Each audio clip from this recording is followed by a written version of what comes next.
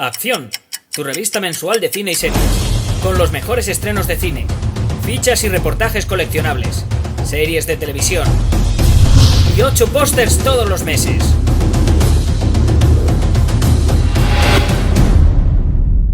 Búscala en tu kiosco.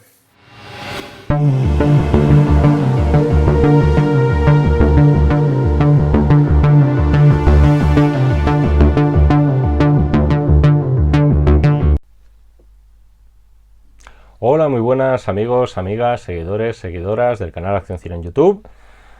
Aquí estamos otra vez, Jaime Vicente Chagüe, esta vez convocado por Monty. Monty nos ha pedido que hablemos de una película del año 1991, una película dirigida por Tony Scott, película con Bruce Willis, Damon Wayans, Chelsea Feld, Halle Berry, esto se nos ha olvidado, una película titulada El último Boy Scout. Monty, muchísimas gracias por esta crítica a la carta, la primera que me pides, y la verdad es que en lo que a mí respecta no podías empezar con mejor pie. En algún vídeo recuerdo haber comentado este título así de pasada, no recuerdo ahora mismo a santo de qué, pero yo siempre a veces cuelo algún titulito por ahí para ver si alguno de vosotros picaba y me la pedía. Oye, pues me gustaría que este tío hiciera un vídeo de esta película. No sé si será tu caso, Monty, o directamente ya tenías desde hace tiempo esta película entre ceja y ceja. En todo caso, es una película macarra a más no poder, es increíble en el sentido más estricto de la palabra, es una película absurda, es una película inverosímil y una de las películas más divertidas y con las que mejor me lo he pasado y me lo sigo pasando en la vida.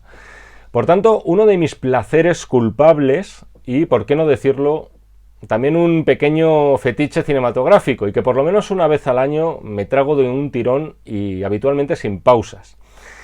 Lo de placer culpable que acabo de decir y me refiero a la etiqueta es un invento maravilloso. Ya sabéis que es una traducción directa de Guilty Pleasure, joder. Y lo cierto es que los que acabamos ejerciendo de un modo u otro la crítica de películas es un término que nos viene de perlas. Es como si dijéramos, no, a mí me encanta el cine de Bergman, a mí me encanta el cine de Tarkovsky, pero cuidado que cuando estoy en la más estricta soledad y no tengo que rendir cuentas ante los cinéfilos más puristas, a mí lo que me pide el cuerpo son películas como El último Boy Scout. En mi caso concreto sucede con esta película. Y una película que jamás van a proyectar en una filmoteca, pero que si a mí me dijeran, oye Jaime, tienes que pasar el resto de tus días en una isla y solo te puedes llevar 10 películas. No sé cómo me las apañaría. Primero intentaría meter esta película de Tony Scott en el mismo estuche que uno de los nuestros y a ver si por ahí colaba la cosa. Eso por lo menos. Y si en la entrada de esa hipotética isla se pusieran muy tontos, me plantearía muy seriamente la posibilidad de sobornarles. Y si tampoco así bastaba, lo mismo sacrificaba alguna obra maestra para intentar colar El último Boy Scout. A lo mejor me estoy pasando con esto y estáis viendo que no estoy siendo del todo imparcial con la película de Tony Scott. Si bien no creo que ser imparcial sea una regla de oro para ejercer la crítica o opinar en vídeos sobre películas en concreto, como lo queráis llamar. Lo que sí que me parece aconsejable es, ya no solo como crítico, sino también como espectador, es siempre intentar ver cualquier película liberado de prejuicios. De hecho, como espectador eso es aconsejable, muy aconsejable, pero como crítico yo os diría que eso es obligatorio. Pero claro, esta crítica a la carta se me quedaría cojísima si me quedara solamente en mis loas a lo que es en sí El último Boy Scout. Le doy 4 estrellas a esta película de Tony Scott porque, en plan, como si dijéramos, por así decirlo, porque me gusta y ya está. Evidentemente no, evidentemente tengo que ir un paso más allá. Y lo cierto es que defiendo El último Boy Scout como una auténtica joya de ese subgénero conocido como las buddy movies, que podríamos traducir como películas de colegas. Una joya tardía, en este caso, de las buddy movies. Ya sabéis, son ese subgénero típicamente americano y tan propio de los años 80. Tenemos una pareja, suelen ser de policías, o un policía y un delincuente, u otras combinaciones posibles. Habitualmente uno de raza blanca y otro de raza negra, una pareja de caracteres antitéticos, o dicho en cristiano, que se llevan a matar, y una pareja que se va a ver envuelta en un caso, en una conspiración, en la caza de un asesino, lo que queráis, y que se van a ver obligados a colaborar para salir con su pellejo intacto. Eran comedias de acción o cintas de acción cómicas, como lo prefiráis ver. Se hicieron películas de este tipo como churros, pero buenas de verdad, no hay tantas. Hay dos que marcan clarísimamente el camino. La primera es Límite, 48 horas, de Walter Hill, y la segunda, Arma letal, de Richard Donner. En el último Boy Scout tenemos varios nombres clave de aquellas producciones. Por un lado tenemos al productor Joel Silver, del cual ya hablamos con motivo de un vídeo sobre Depredador. Tenemos al editor Stuart Baird, responsable del montaje de Arma letal. Qué importante, por cierto, es la labor del montador en estas películas tan trepidantes y tan locas. También tenemos al guionista Shane Black, que es el autor de los libretos de las dos primeras Armas letales. Con esto quiero decir que cuando se estrenó el último Boy Scout en 1991, podríamos decir que ya estábamos en el canto del cisne de las buddy movies. Se había hecho de todo, incluso se había mezclado a un humano y a un poli extraterrestre, como ocurría en Alien Nación. Digamos que ya quedaba muy poco por explotar en todo este subgénero. Y lo cierto es que la película que nos ha pedido Monty no inventó absolutamente nada, salvo algo que podríamos definir como hacer parodia de la parodia. Es decir, si habitualmente una buddy movie ya resultaba paródica de por sí, ya se reía de todos los tópicos de las cintas policiales que pudiera haber, esta película de Tony Scott se ríe a su vez de los tópicos de las buddy movies. Es hacer el chiste del chiste, riza el rizo en ese sentido. Esto tampoco es prueba de nada. Sobre el papel esto puede ser una idea buena, puede ser una idea fresca, puede ser algo ingenioso, ocurrente, o finalmente convertirse en algo cargante, pesado y, lo que es peor, autocomplaciente. Al final las relaciones que establecemos cada uno de nosotros con las películas son personales y no hay forma de explicarlas. Yo en un momento dado he dejado de recomendar determinadas películas, salvo las que sean un valor seguro, porque sé que me van a gustar a mí y a cuatro como a mí. Y el último Boy Scout es una película que a mí, en mi mismidad más absoluta, me funciona. Entro en ella, entro en el juego y entro en la fiesta que propone. Me considero invitado, porque al final es eso. La película es una enorme broma sin más pretensiones que divertirte e, importante, hacerte reír, y en mi caso lo logra, y ya os adelanto que no es fácil.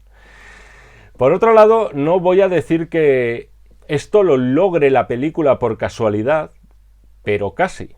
El rodaje del último Boy Scout fue desastroso. El guión de Shane Black batió récords, se compró por unos 75 millones de dólares. Es algo insólito porque, siendo honestos, sobre el papel no merecía ese desembolso tan brutal en ningún caso. Eso vaya por delante. Y los conflictos entre todas las partes, por otro lado, de la película, fueron constantes. Por un lado, Joel Silver quería casi una película más de La jungla de cristal, una especie de secuela inconfesa, o copia, podríamos decir, aprovechando la presencia de Bruce Willis, que una película con, vamos a decir, una identidad propia. Le obligó a Shane Black a cambiar el guión, eso también trastocó mucho a Tony Scott, y al final nada salió como estaba planeado. De hecho, se cuenta que en su película posterior de Tony Scott, otra macarrada que para mí es maravillosa, que es Amor a quemarropa, Scott se tomó una pequeña venganza e incluyó en la trama escrita por Tarantino, por cierto, a un productor de cine desquiciado y cocainómano, encarnado por Saul Rubinek, en cariñoso homenaje a su queridísimo Joel Silver. Más cosas. Para colmo, en este rodaje, Bruce Willis y Damon Wayans se llevaron fatal durante el mismo. De todo esto, obviamente, me enteré después, mucho después de ver la película, y creo que al final eso acaba jugando un puntito a su favor también. Todo ese caos, todo ese improvisar en el rodaje de un día para otro, ese guión cambiado durante el mismo día, al final acaba otorgando también a la película un extra más de locura de lo que ya tiene. Vamos, si os parece, a repasar los momentos con los que me quedo de la película, mis highlights. No sin antes recordaros que, como crítica a la carta, va a incluir varios y notorios spoilers. En todo caso, ya os digo que aquí la trama es casi lo de menos y de lo que se trata es de pasárselo bien. El comienzo de la película. Este fue el motivo por el que la primera vez que la vi, que fue en la tele, en abierto, yo me quedé ya viendo el resto de la película. Una película que se inicia así, yo ya tengo que verla. Tengo que saber esto, cómo sigue. Ese jugador de fútbol americano que recibe una llamada de teléfono amenazante en el descanso de un partido, más te vale ganar, hay mucho dinero puesto en ti, etc. Y para nuestra incredulidad, cuando el tío sale al campo y empieza a sortear rivales, saca una pistola y se carga a varios de los contrincantes, que le salen al paso. Y finalmente se vuela la tapa de los sesos con todo el estadio como testigo y en un completo silencio. Esto ya es, todo este momento, quiero decir, ya es toda una declaración de intenciones. Es como si nos dijeran, mirad, la película va a ir de este palo, vosotros veréis si queréis continuar o no. Aquí no obligamos a nadie. Esto es lo que decía esa máxima clásica de que una película debe empezar con un terremoto y luego ir hacia arriba. El principio es deslumbrante, pero muy gratuito, porque salvo una mención que va a haber posteriormente a este hecho, no se va a volver a nombrar jamás. En todo caso, ya nos dejan claro desde el principio que esto va a ir de corrupción en el fútbol americano profesional. Un deporte, ya os anticipo también, que desconozco por completo y que, por otro lado, tampoco es necesario para disfrutar de la película. Por cierto, en muchas películas, cuando son de los 80, tengo por costumbre deciros que siempre lo típico, ¿no? Que conservan esa esencia, que se nota mucho, que son de la década de Marras, por estética, por música, etc.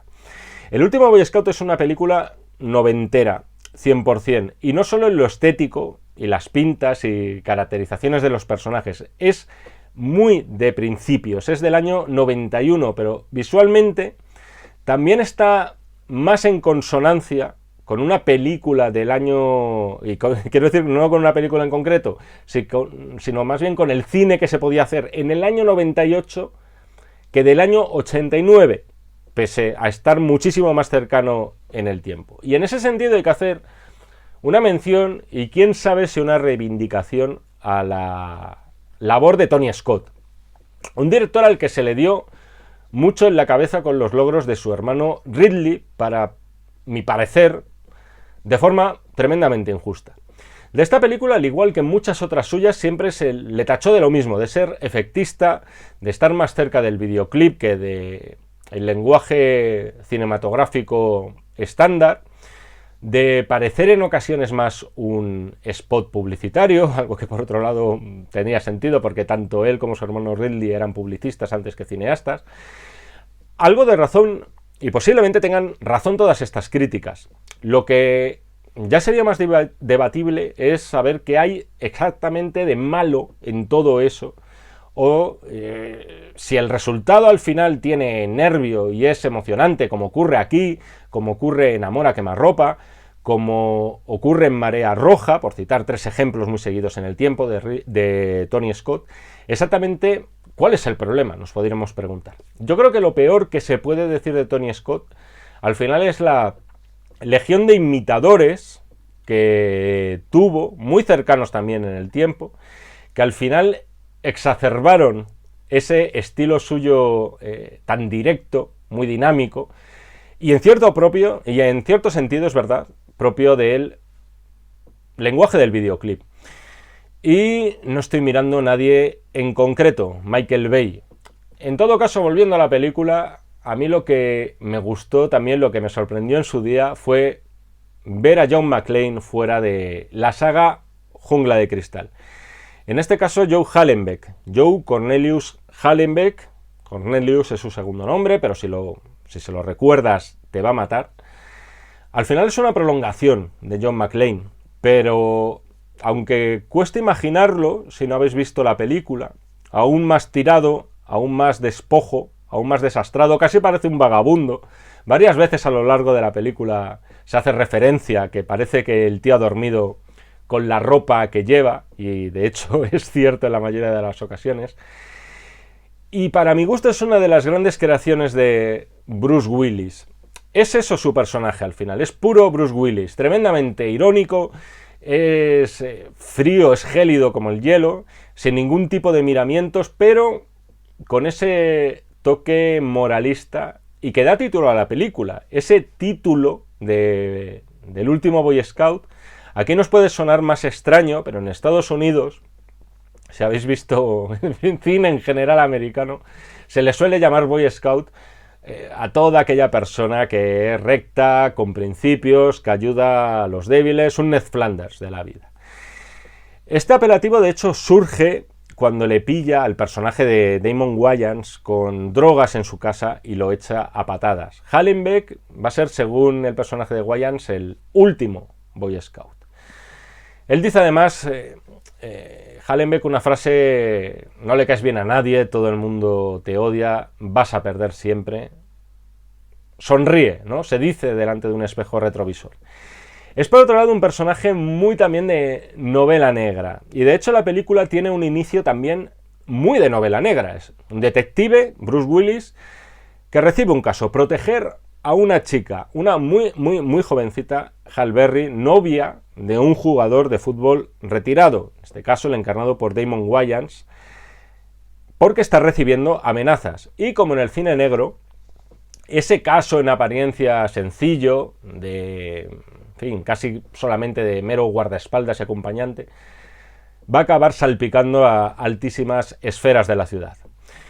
Creo que si el personaje de Bruce Willis funciona es, aparte de por la profesionalidad del propio actor, es también porque los diálogos de Shane Black rezuman una ironía tan punzante en ocasiones que resulta amarga en la película.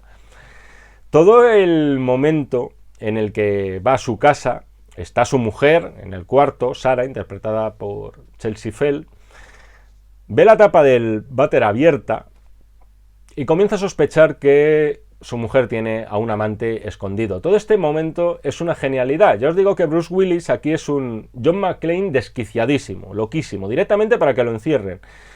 Y cuando apunta directamente al armario para disparar al amante, que cree que está escondido, su mujer le pregunta... tú te preguntas, ¿de verdad voy a ir con este tío a lo largo de la película? Es decir, este va a ser mi modelo a seguir, este va a ser el héroe que quiero. Y lo cierto es que tiene la virtud de que acaba yendo con él a lo largo de la película. Pero bueno, este momento venía a cuento, todo este momento del amante, a cuento de los chistes que encierra el guión. Solo me referiré a los más señalados porque contándolos, y encima por mí, pierden muchísimo. Pero el amante de su mujer, hombre que vemos al principio, es su socio, el que le pasa casos y el que le ha pasado el caso para proteger a Halle Berry. El amante le dice: Joe, fue un accidente, y él responde: claro, podría pasarle a cualquiera, tropezaste y sin querer se la metiste a mi mujer. Poco después, por cierto, el amigo vuela por los aires al arrancar su coche. No es una película de Joel Silver, sino hay coches volando por los aires en algún momento. Esto hay que tenerlo en cuenta siempre.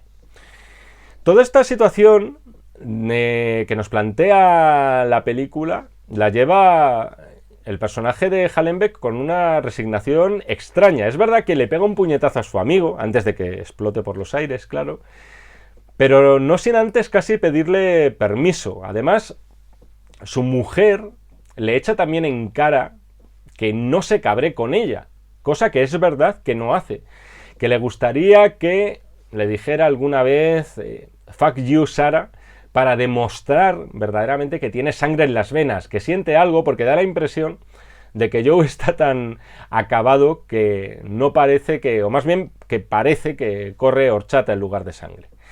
Tiene otra frase Joe interesante en la película, y es la de que creo en el amor y en el cáncer. Entre muchas otras, ya os digo que la película está trufada de pildoritas que cuando menos son ocurrentes. Luego nos explican también el porqué de este letargo en el que parece sumido Joe. Él trabajaba en el servicio secreto, salvó la vida al presidente de los Estados Unidos en un atentado, un presidente, por cierto, que en lo físico me recuerda un poquito a Jimmy Carter. Fue alabado y elevado, mejor dicho, a los altares como un héroe americano, pero Joe cayó en desgracia cuando trabajaba a las órdenes de un senador, en este caso, personaje importante, el senador Boehner, que veremos luego será clave también en la trama. Es muy exagerado, muy de TVO estos flashbacks del pasado de Joe. En uno se nos explica que fue expulsado porque salvó a una chica que estaba siendo torturada directamente por el senador de una forma que ni el Marqués de Sade en sus buenos tiempos. Mejor dicho, en sus libros, porque el Marqués de Sade al parecer era casi un santo.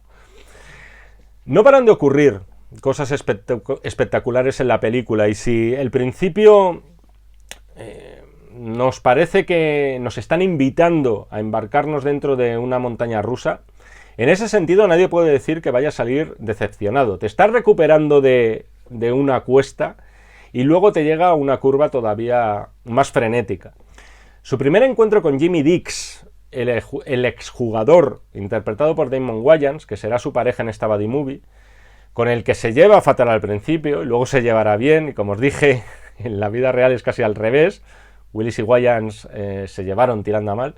Ese encuentro acaba con el asesinato del personaje de Hal Berry a metrallazo limpio. A partir de aquí ya se forma la asociación entre Jimmy y Joe para salir con vida de toda esta historia y de paso saber qué está ocurriendo y por qué está muriendo gente a su alrededor.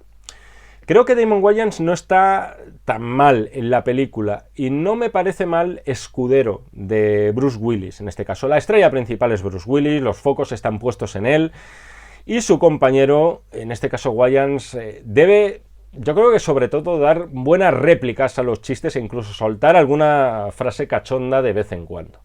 Que lo hace, siendo infinitamente peor actor que Bruce Willis, hay que decir. Por otro lado, también es verdad que hay cosas que me cojean un poco. Por ejemplo, el hecho de que no muestre excesivo dolor con la muerte tan terrible de su novia, de Hal Berry, a la que al parecer se nos había dicho y se nos había mostrado que la quería muchísimo.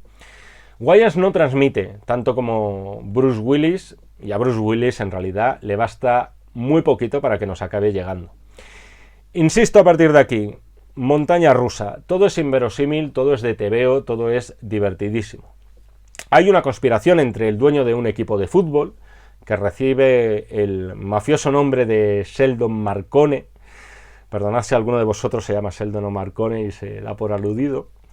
Quiere legalizar este hombre las apuestas deportivas, quiere comprar a ese senador, a Boehner, el que despidió a Bruce Willis. Hal Berry lo averigua, le chantajea a Marcone para que contrate otra vez a su novio, que fue echado del equipo por tomar drogas y por apostar, y por tanto ella es asesinada, al igual que el amigo de Willis, el amante de su mujer. No sé si quizás es demasiado rocambolesco, si no lo habéis visto, viéndolo en pantalla es infinitamente más fácil. Todos los que de algún modo acaban sabiendo algo de esta historia y de esa compra que quiere ejercer de voluntades este mafioso Sheldon Marcone, dueño de un equipo de fútbol, a un senador, todos aquellos van cayendo por el camino. Por otro lado, hay que decir que el senador se niega a ser comprado, pero porque quiere muchísimo más dinero, motivo por el cual Marcone también quiere a su vez asesinarlo durante un partido de fútbol, ni más ni menos. Posiblemente la mejor frase de la película, no en el sentido de que sea la más graciosa, sino porque creo que es la que mejor resume todo el circo que es y sintetiza muy bien su espíritu, es la que pronuncia el personaje de Damon Wayans. Le dice algo así como: Joe, eres un capullo, te estás metiendo en todo este lío para salvar la vida del tío que acabó con tu carrera, el senador, y para vengar la muerte del tío que se tiró a tu mujer. Esto me parece una genialidad y muy inteligente, por otro lado. Es como si Shane Black, el guionista, nos dijera: mira, lo sabéis vosotros, pero lo sé yo también. Esto no tiene ningún sentido, así que yo, el primero, me voy a reír de lo que estamos viendo en pantalla. Es más una comedia absurda por momentos la película que el thriller de acción testosterónica, que en realidad también es.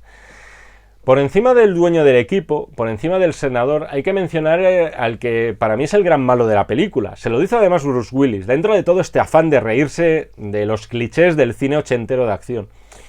Tú eres el malo, ¿no?, le pregunta. Me refiero a Milo, el señor del flequillo, encarnado por Taylor Negron, un actor de mirada penetrante, además un tipo en apariencia educado, impoluto y que se empeña en llamar a Joe Joseph todo el rato.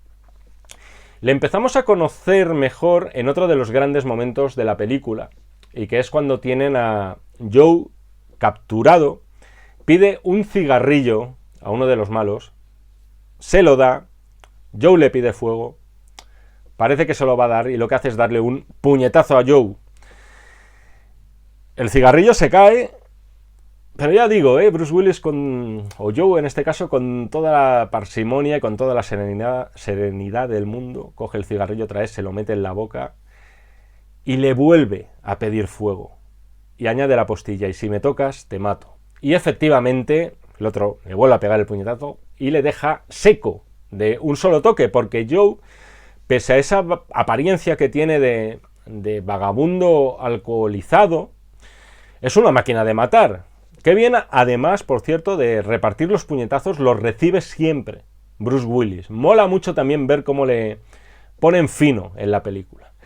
Como remate a esta secuencia, lo bueno también es cuando Joe recoge, si os fijáis, el mechero del cadáver del tío al que acaba de matar de un puñetazo y se enciende el cigarrillo.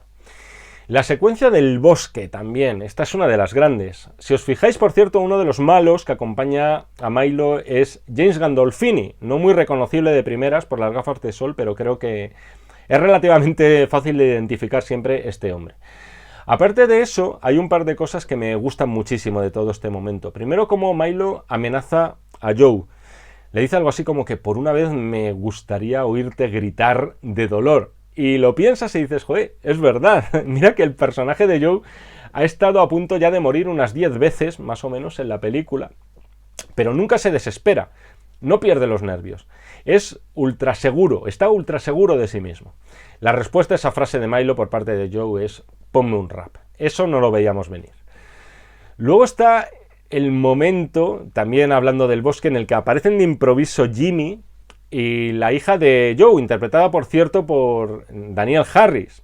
Un monstruito gracias al cual te compadeces algo más del personaje de Bruce Willis. Es la secuencia del peluche, cuando empieza a contar chistes malos del tipo: amigo, ¿de dónde has sacado ese traje? De la tienda de gángsters, etcétera, tal. Y cómo no, acaba con todos a tiros. Ese momento en el que la hija le pone la mano en el peluche, echándole esa miradita, sabes que dentro del muñeco se está escondiendo una sorpresita.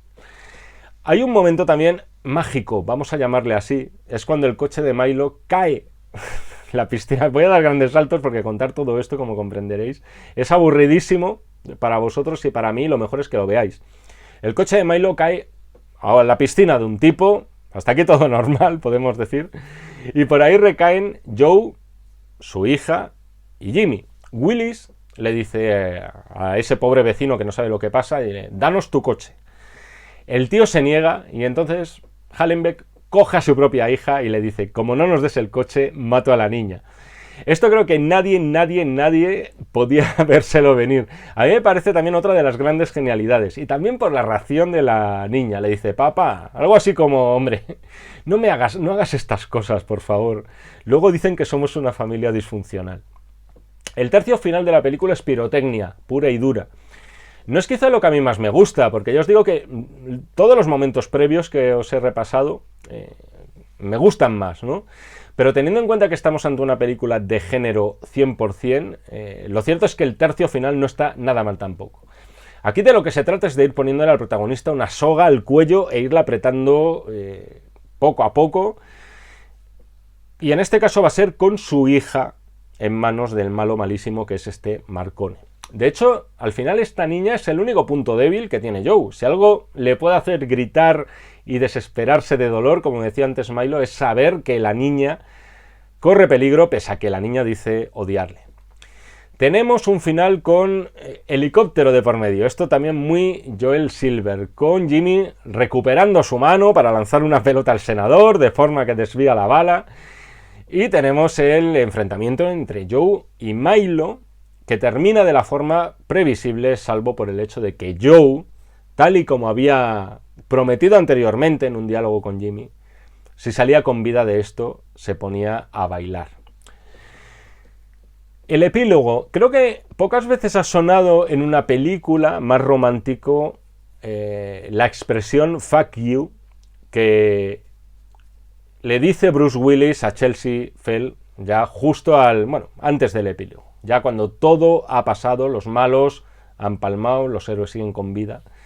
Y con ese fuck you le está demostrando todo lo que la quiere, ¿no? Por fin, incluso relajado, calmado después de todo lo que ha vivido, cumple el deseo de su mujer de, por un momento, perder los estribos, cosa que en realidad no hace, porque hay otra de las frases de la película, bonitas, dentro de la película que es, en el que dice algo así como que ojalá el cielo no fuera azul, ojalá que el agua no mojase, y ojalá yo no quisiera a mi mujer. Y finalmente se nos muestra, ahora sí, en el epílogo de la película, a Joe por fin duchado, aseado, peinado y asemejándose más a un ser humano. Y con su hija por fin obediente. Por cierto, esto quizá casi parecía en un momento dado lo más difícil de lograr. El remate de la película está en esa conversación entre Joe y Jimmy, que apunta a que van a formar una pareja de detectives, pero que en realidad nunca fue así porque desgraciadamente jamás hubo secuela de El último Boy Scout. Joe le da un consejo, le dice, estamos en los 90, a lo mejor dicho, Jimmy le da un consejo a Joe. Dice, estamos en los 90, ¿no? Esto no es que le pegas a un tiro o le pegas a un tío sin más.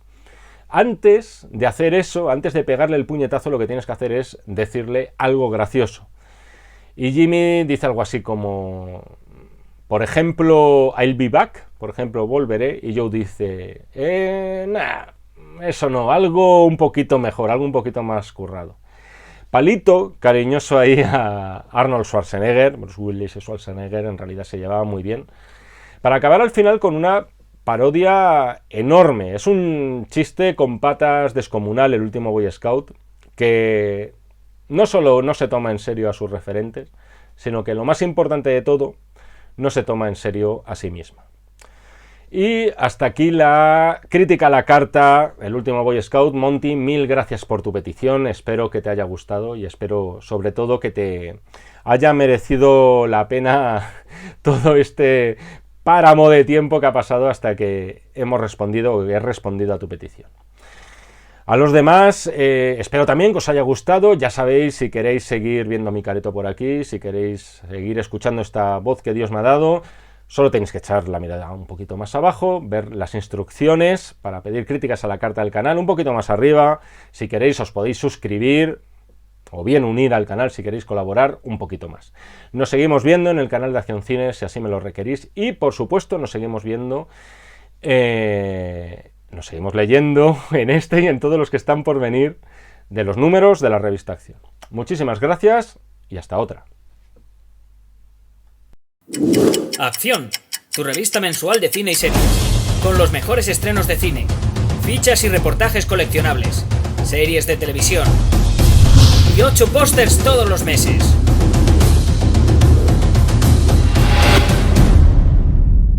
Búscala en tu kiosco.